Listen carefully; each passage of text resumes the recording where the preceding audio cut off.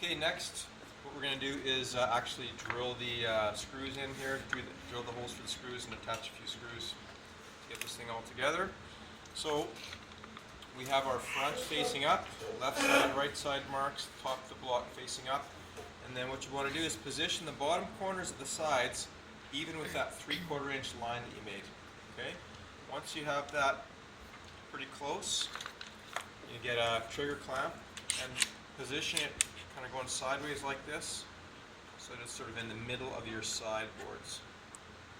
Like that. Put a little bit of pressure on, and then you're just going to double check and make it little adjustments if necessary to get that that corner of the bottom of the sides there even with our line. Make sure it's nice and accurate, and push it down flat to the table. Make sure it's all nice and flat to the table, and then squeeze it as tight as you can so it doesn't move while we're drilling our side holes. Okay. Once you have that already, we're going to put that into the vise like this. Try to have if possible, have the clamp facing this way so it's not going to be in the way of tightening the vise. If not, you just have to just kind of move the handle.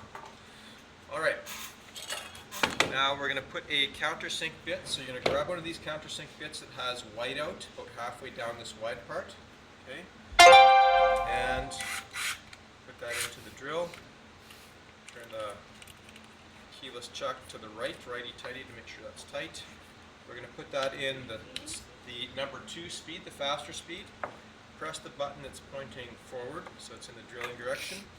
And now we're just going to drill down in those spots that we marked earlier. Now try to make sure that you don't angle the drill so that you're going to actually end up drilling out into the open space here. Make sure that this isn't quite straight in the vise, but got to make sure I'm going to drill into the block here so it's lined up with the block. Now I'm going to drill sort of in 2 stages. I'm going to drill most of the way down, and then when I go the second part, I'm going to drill right up to the whiteout, and I'm going to blow the dust away so I can see when to stop. So you can keep the trigger pressed the whole time. Come back out and clear it off a little bit. Then we're going to do the rest. Blow the dust out of the way so you can see when to stop. And make sure when you raise it back out, keep the trigger pressed. If you release the trigger and then try to pull it out, it could get stuck, and then you'll end up twisting the drill over and snapping the drill bit off. Okay, so keep the trigger pressed as you pull it back out. Okay, so there's one. Let's do the other one quickly here.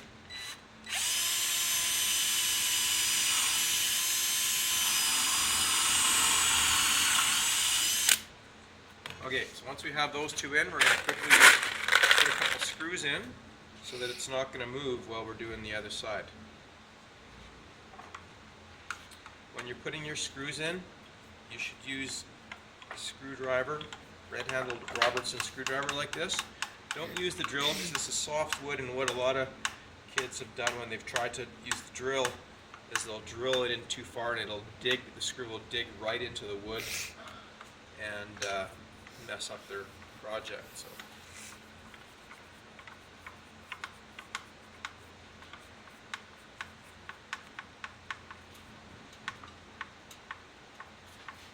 Plus this is good exercise, right?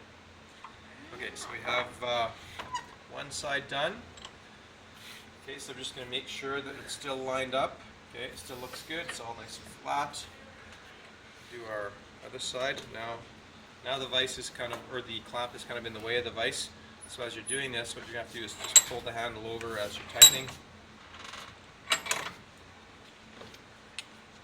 Do your other side.